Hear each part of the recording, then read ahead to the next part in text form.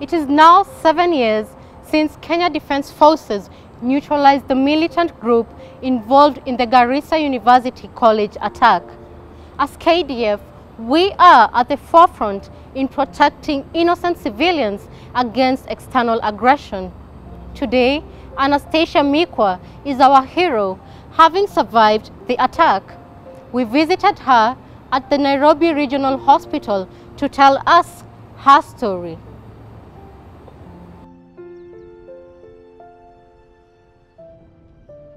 My name is Anastacia. Yeah, I'm the last born in the family of 6, and after my Form 4, I was admitted in Garissa University to do my bachelor degree in education science. Then everything was going on well till my 1.2 semester when we were attacked. If I can remember well, it was on 2nd April, that is 2015. It was around dawn and we were sleeping. Then we heard some shootings from outside. We could not tell what was that. So people started running, and since I was in 2nd floor, at first I wanted to run outside, but then the shootings were coming closer. So I went back inside, and then I sought refuge under the bed. So they started searching, that is room to room. So I couldn't hear them saying check under the bed, and that is where I was. That is when they were in the next room.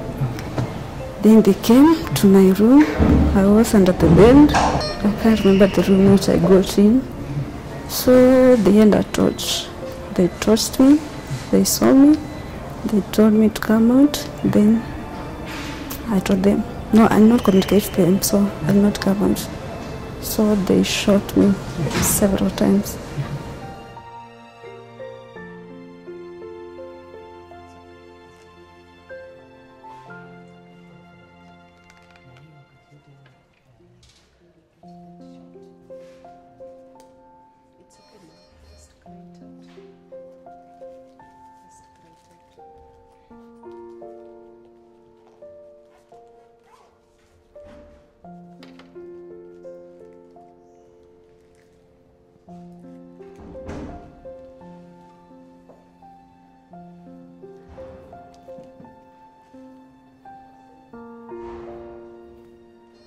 After they shot me, I was down, so they thought that I was dead. So they left. They left me there. Then, because of the bleeding, I passed out. So I can't remember how many minutes, how many hours I stayed there. So until then, the men in uniform, that is the KDF, they came and saw me. So that's where they took me, and then through the help of the others, they could transfer. They took me to the nearby hospital, that is Garissa Hospital. Medical team in Garissa that had done some damage control and continued resuscitating her. She was conscious.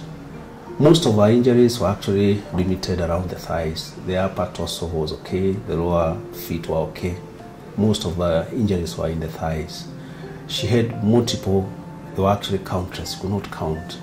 Heavily bandaged by our medics in Garissa.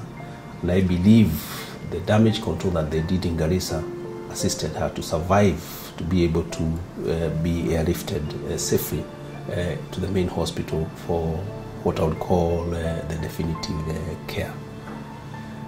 Nevertheless, she still looked weak, and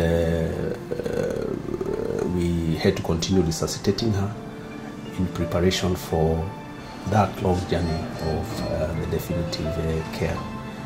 She had two concerns, and the first concern, and what she asked me, is, am I safe?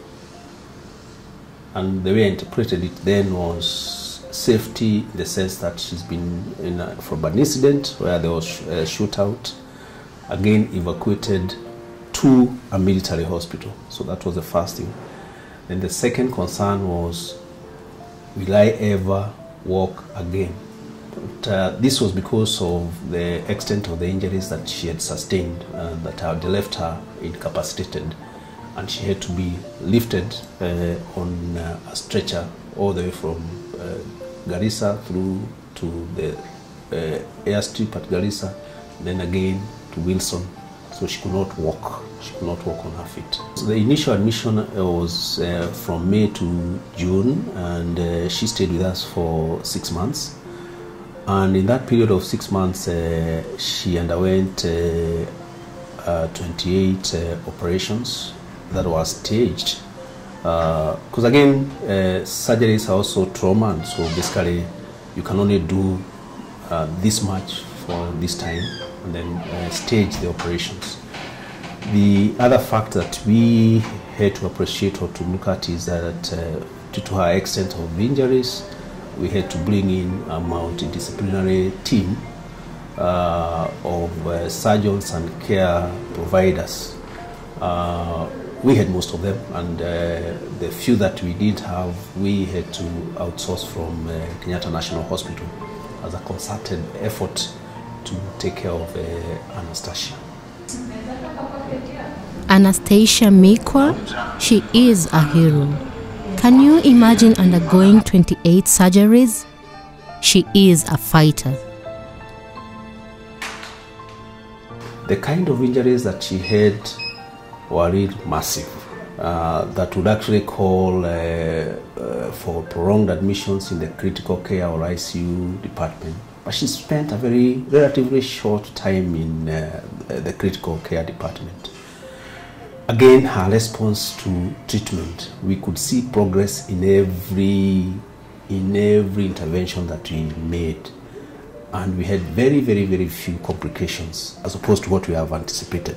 And so to us, her life, we looked at it that she was like a fighter, and a really true fighter to the very end. And this is what actually also gave us an opportunity to allow her to go again and resume her studies. We were all being transferred to Moi University, but now comparing, that is my home, is in Machakos County, which is far from Moi University. So my parents thought that they should transfer me to a near university where they can check up on me now and then. So that's why they took me to MB University, which is closer to my home. When I went back to university, it was quite challenging because at first I went back on crutches, and you find that some classes were too far, I could not go to them. So you find that a whole semester there is a unit I've not attended, a single class. I just go for the exam only. So it was difficult, and then later, I don't know, I met some friends, and then they made my life smoother, yeah.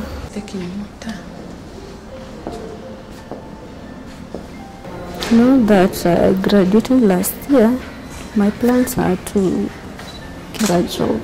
So I'm still looking for a job. I can say I've seen God through, and also the doctors. They are so determined, and they did a good job to make sure that I walk again. Yeah.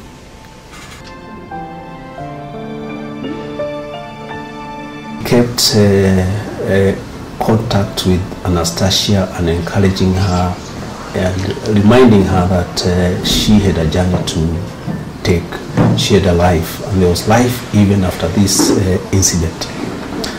To us, it was victory to see that we were managed to shorten her stay in hospital, relatively shorten it, looking at the nature of her injuries, and make her comfortable to undertake most of the activities of daily living, of course with a bit of assistance, but she could be able to at least resume her studies and graduate. That to us was really an excitement, and to us it was a victory against the Al-Shabaab. Yes. The Kenya Defense Forces remain firm in protecting the lives of innocent civilians. I am Sergeant Patience Asambu.